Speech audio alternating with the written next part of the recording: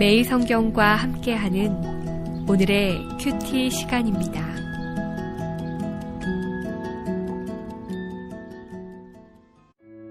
(5월 7일) 오늘의 말씀은 사무엘상 4장 1절에서 11절입니다. 사무엘의 말이 온 이스라엘에 전파되니라. 이스라엘은 나가서 블레셋 사람들과 싸우려고 에베네셀 곁에 진치고 블레셋 사람들은 아벡에 진쳤더니 블레셋 사람들이 이스라엘에 대하여 전열을 벌이니라. 그 둘이 싸우다가 이스라엘이 블레셋 사람들 앞에서 패하여 그들에게 전쟁에서 죽임을 당한 군사가 4,000명가량이라. 백성이 진영으로 돌아오매 이스라엘 장로들이 이르되 여호와께서 어찌하여 우리에게 오늘 블레셋 사람들 앞에 패하게 하셨는고 여호와의 언약궤를 실로에서 우리에게로 가져다가 우리 중에 있게 하여 그것으로 우리를 우리 원수들의 손에서 구원하게 하자 하니 이에 백성이 실로에 사람을 보내어 그룹 사이에 계신 만군의 여호와의 언약궤를 거기서 가져왔고 엘리의 두 아들 홈니와 비느하스는 하나님의 언약궤와 함께 거기에 있었더라. 여호와의 언약궤가 진영에 들어올 때에 온 이스라엘이 큰 소리로 외치매 땅이 울린지라. 블레셋 사람이 그 외치는 소리를 듣고 이르되 히브리 진영에서 큰 소리로 외침은 어찌 됨이냐 하다가 여호와의 궤가 진영에 들어온 줄을 깨달은지라. 블레셋 사람이 두려워하여 이르되 신이 진영에 이르렀도다 하고 또 이르되 우리에게 화로다. 전날에는 이런 일이 없었도다. 우리에게 화로다. 누가 우리를 이 능한 신들의 손에서 건지리요. 그들은 광야에서 여러 가지 재앙으로 애굽인을 친 신들이니라. 너희 블레셋 사람들아 강하게 되며 대장부가 되라. 너희가 히브리 사람의 종이 되기를 그들이 너희의 종이 되었던 것 같이 되지 말고 대장부같이 되어 싸우라 하고 블레셋 사람들이 쳤더니 이스라엘이 패하여 각기 장막으로 도망하였고 살육이 심히 커서 이스라엘 보병에 엎드러진 자가 3만 명이었으며 하나님의 궤는 빼앗겼고 엘리의 두 아들 홈니와 비느하스는 죽임을 당하였더라.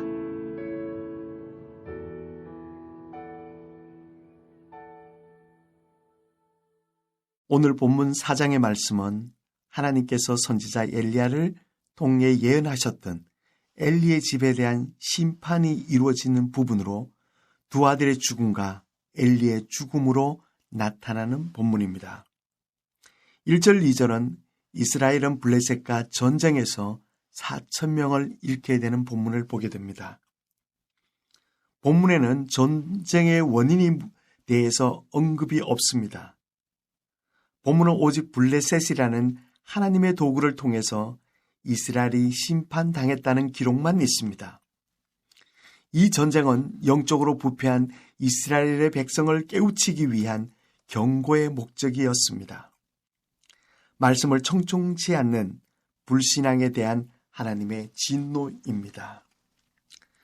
3절, 4절에 장로들은 전쟁의 실패 원인을 자신에게서 찾기보다는 하나님께 돌리고 주술적인 동기를 가지고 언약궤가 전투 장소에 없어서 졌다고 생각하고 언약궤를 전쟁터로 옮겨 이용하려고 합니다.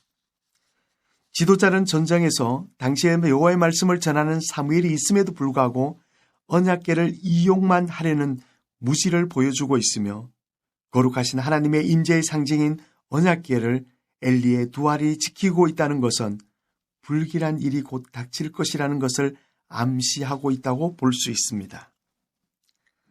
장로들은 전쟁의 패배를 슬퍼하거나 회개하거나 하나님께 묻지도 않고 언약궤만 가지고 가면 구원할 것이라는 막연한 기대감을 갖고 있었습니다. 이들은 하나님의 임재의 상징을 우상처럼 여길 만큼 무시했습니다. 우리 하나님은 사람들이 아쉬울 때만 찾는 존재가 아닙니다. 나는 언제 하나님을 찾습니까? 편안할 때는 전혀 찾지 않고 자기 마음대로 살다가 어려울 때만 하나님을 찾고 부르짖는다면 오늘 전쟁에서 실패하고 언약궤를 들고 나오는 이들과 무엇이 다른지 우리는 묵상해야 합니다. 하나님은 나의 유익을 위해 이용하는 존재가 아닙니다. 오히려 어려움을 당할 때마다 자신을 돌아보는 계기를 삼고 자신의 믿음의 삶을 돌아보아 회개하는 기회로 삼아야 합니다. 그리고 하나님의 뜻이 무엇인지 질문하는 시간이 요구됩니다.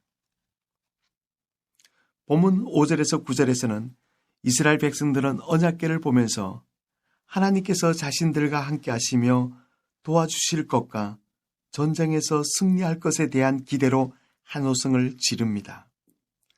블레셋 역시 언약궤가 전쟁터에 왔다는 것을 알고 두려움에 떨기 시작합니다.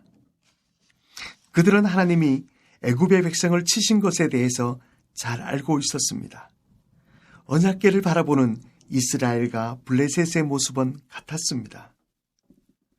또 한편으로는 이스라엘은 하나님을 이방신을 섬기는 우상처럼 행했고 블레셋은 하나님의 권능을 알게 되자 대장부가 되자고 스스로 격려하며 목숨을 걸고 전쟁을 준비하는 데 비해 이스라엘은 아무 준비 없이 언약궤가 무엇을 해줄 것만 기대하고 있음을 볼 수 있습니다.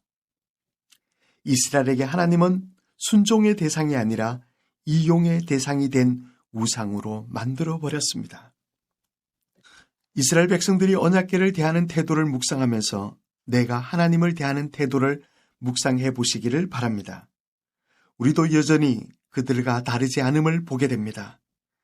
나도 하나님을 나를 위해서 이용할 줄만 알았지 하나님의 말씀에 순종하는 태도는 늘 부족함을 고백하게 됩니다. 10절 11절에 블레셋은 결사각오로 전쟁에 임했고 이스라엘은 막연히 하나님이 도와줄 것이라는 기대가 있었지만 3만 명이 죽는 전쟁의 대패와 언약궤를 빼앗기는 사태를 맞이하고 말았습니다. 엘리의 두 아들 홈니와 비니하스가 전쟁에서 죽음으로 엘리의 집에 재앙이 시작되었습니다. 블레셋과 전쟁이 주는 교훈은 영적으로 타락한 이스라엘에 대한 하나님의 징계이자 엘리 가문에 대한 준엄한 하나님의 심판입니다. 오늘 우리는 이스라엘 백성과 지도자들의 태도를 통해서 교훈을 얻어야 합니다. 기도하십시다. 거룩하신 하나님, 하나님의 말씀을 순종하기보다는 하나님을 내 삶의 필요를 채우는 욕심으로 이용했던 태도를 회개하며 하나님을 두려움으로 섬기며 신앙생활을 하겠습니다. 예수님의 이름으로 기도합니다. 아멘.